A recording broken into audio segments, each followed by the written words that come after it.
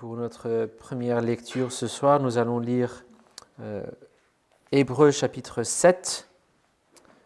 Donc l'épître aux Hébreux, 7e chapitre, on le trouve à la page 1316 dans les Bibles de l'Église. 1316, Hébreux chapitre 7.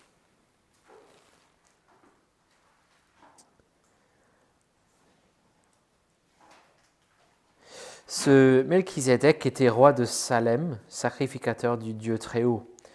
Il alla à la rencontre d'Abraham qui revenait de la défaite des rois et il le bénit.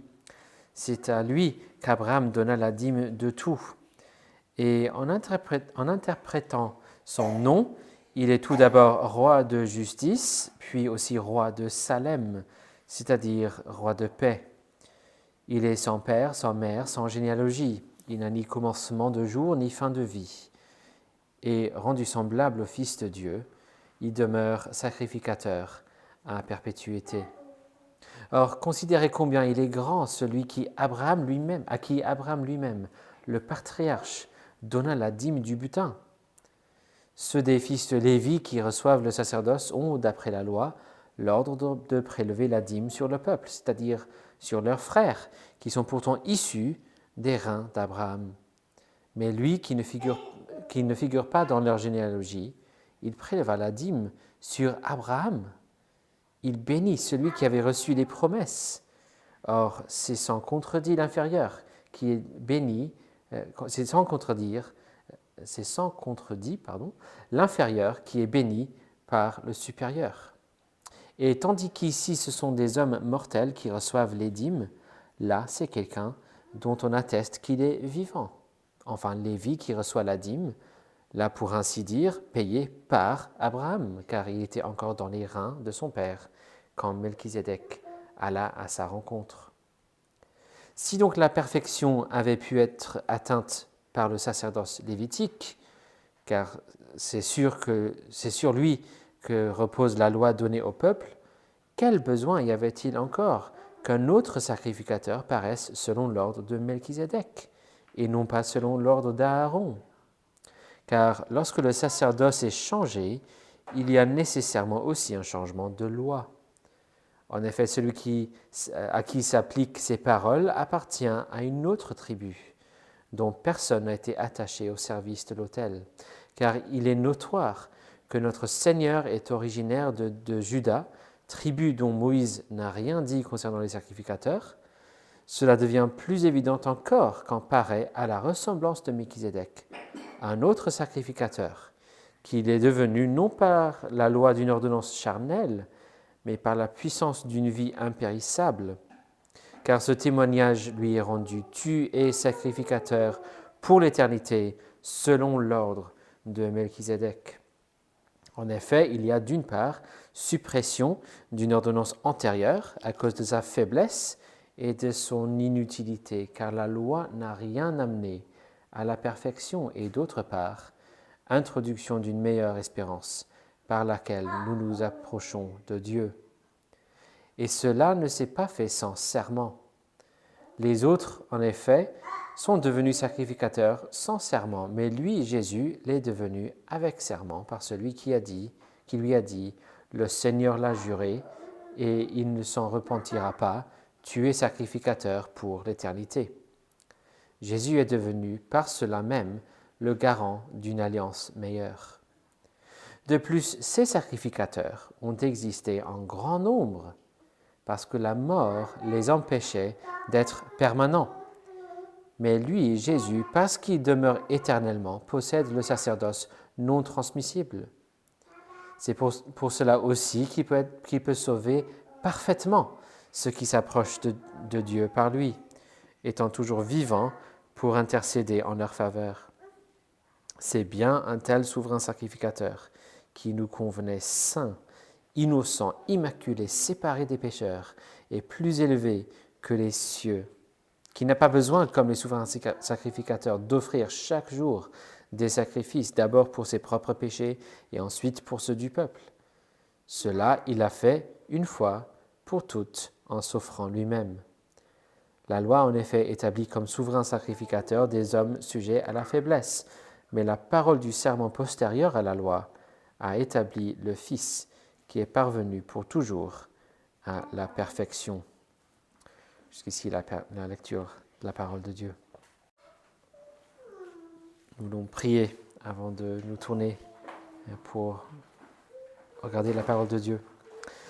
Notre Père, nous te remercions pour ta parole.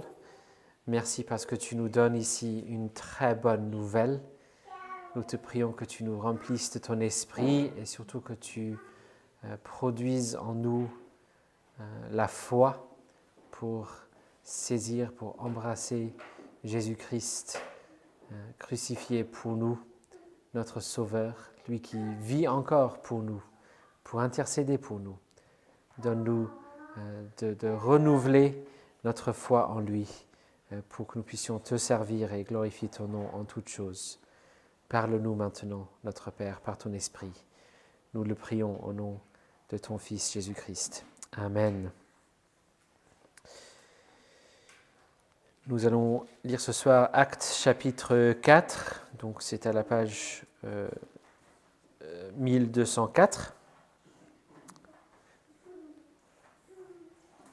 1204. On va lire les versets 1 à 22, mais on va se concentrer en particulier sur le verset 12 ce soir. Donc ne vous inquiétez pas, on n'est pas là pour toute la soirée pour regarder tout le chapitre.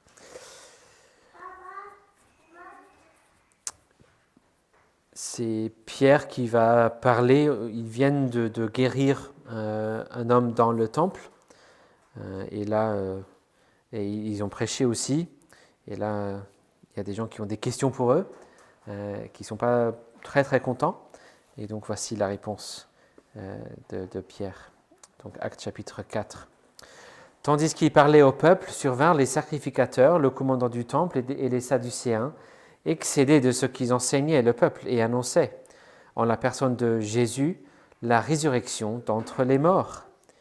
Ils portèrent les mains sur eux et les mirent sous bonne garde jusqu'au lendemain, car c'était déjà le soir. Cependant, beaucoup de ceux qui avaient entendu la parole crurent, et le nombre des hommes s'éleva à environ 5000. Le lendemain, leurs chefs ainsi que les anciens et les scribes s'assemblèrent à Jérusalem avec les souverains sacrificateurs Anne, Caïphe, Jean, Alexandre et tous ceux qui étaient de la famille des principaux sacrificateurs. Ils firent comparaître au milieu d'eux Pierre et Jean et demandèrent « Par quelle puissance ou par quel nom avez-vous fait cela ?» Alors Pierre, rempli d'Esprit Saint, leur dit « Chef du peuple et anciens, puisque nous sommes interrogés aujourd'hui sur un bienfait accordé à un homme infirme et sur la manière dont il a été guéri, sachez-le bien, vous tous, ainsi que tout le peuple d'Israël, c'est par le nom de Jésus-Christ de Nazareth que vous avez crucifié, que Dieu a ressuscité des morts. C'est par lui que cet homme se présente en bonne santé devant vous. C'est lui, la pierre rejetée par vous, les bâtisseurs, est devenue la principale, celle de l'angle. Le salut ne se trouve en aucun autre, car il n'y a sous le ciel aucun autre nom donné parmi les hommes par lequel nous devions être sauvés. Lorsqu'ils virent l'assurance de Pierre et de Jean, ils furent étonnés, car ils se rendaient compte que c'étaient des gens du peuple, sans instruction. Ils les reconnaissaient pour avoir été avec Jésus, mais en voyant debout auprès d'eux l'homme guéri, ils n'avaient rien à répliquer. Ils leur ordonnèrent de sortir du Sanhédrin, délibèrent entre eux et dirent « Que ferons-nous à ces hommes ? Car il est manifeste pour tous les habitants de Jérusalem qu'un miracle notoire a été accompli par eux, et nous ne pouvons pas le nier. Mais afin que cela ne se diffuse pas davantage parmi le peuple, défendons-leur avec menace de parler désormais à qui que ce soit en ce nom-là. » Alors ils les appelèrent et leur défendirent absolument de parler et d'enseigner au nom de Jésus. Pierre et Jean leur répondirent « Est-il juste devant Dieu de vous obéir plutôt qu'à Dieu ? À vous d'en juger, car nous ne pouvons pas ne pas parler de ce que nous avons vu et entendus. Ils leur firent de nouvelles menaces et les relâchèrent, sans trouver le moyen de les punir, à cause du peuple. Tous, en effet, glorifiaient Dieu de ce qui est arrivé, car l'homme qui avait été l'objet de cette guérison miraculeuse était âgé de plus de 40 ans. Jusqu'ici, la parole de Dieu. Le salut ne se trouve en aucun autre, car il n'y a sous le ciel aucun autre nom donné parmi les hommes par lequel nous devions être sauvés. On arrive ce soir à la partie de notre étude du catéchisme d'Heidelberg qui considère les articles dans le symbole des apôtres concernant la deuxième personne de la Trinité, à savoir le Fils, bien sûr. Ce soir, on considère simplement la phrase « Je crois en Jésus ». On verra Christ la semaine prochaine.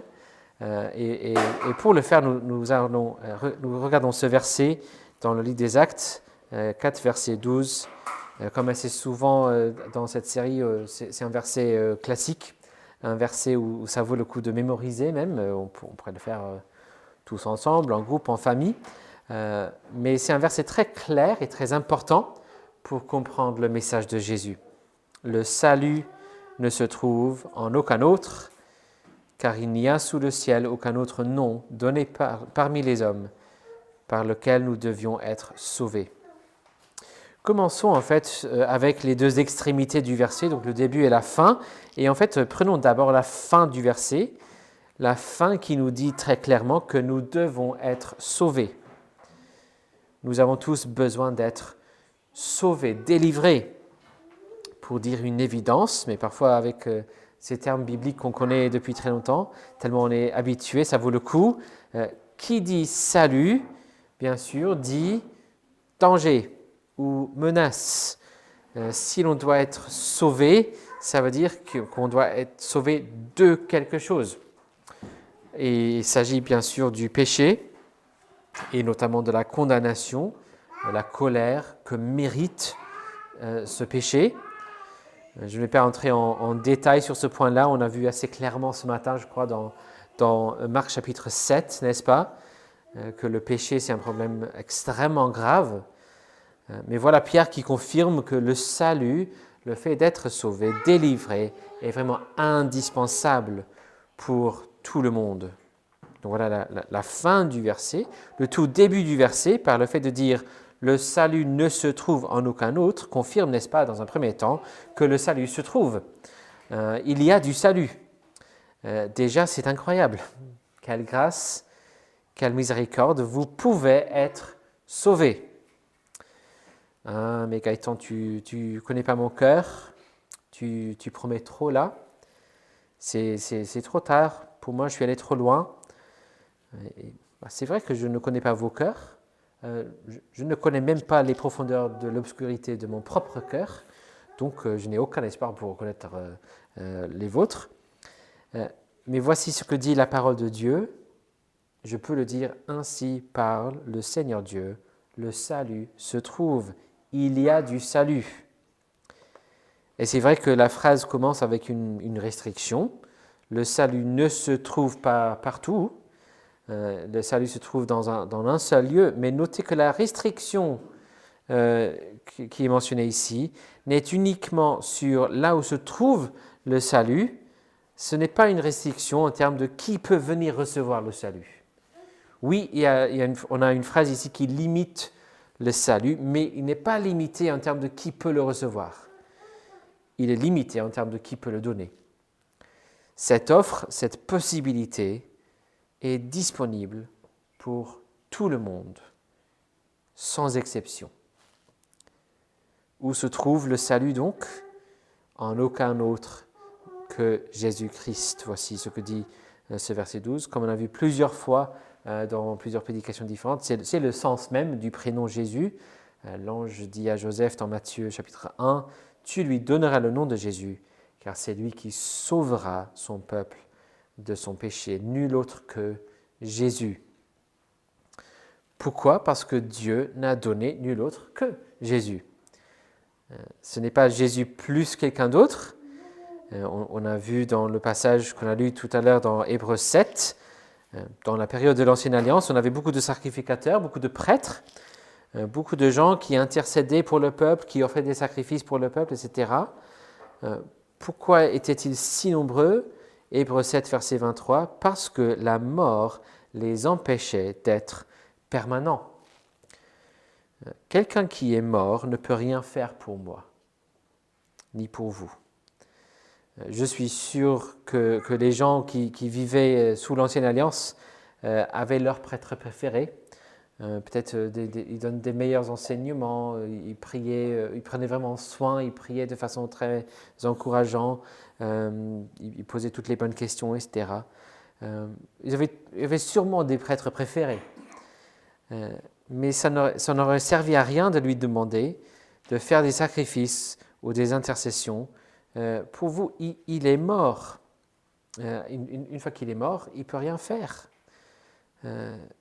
Il en est de même pour n'importe quelle autre personne, n'importe quel autre saint par exemple. On ne peut être ni sauvé ni aidé par l'intercession d'une personne décédée.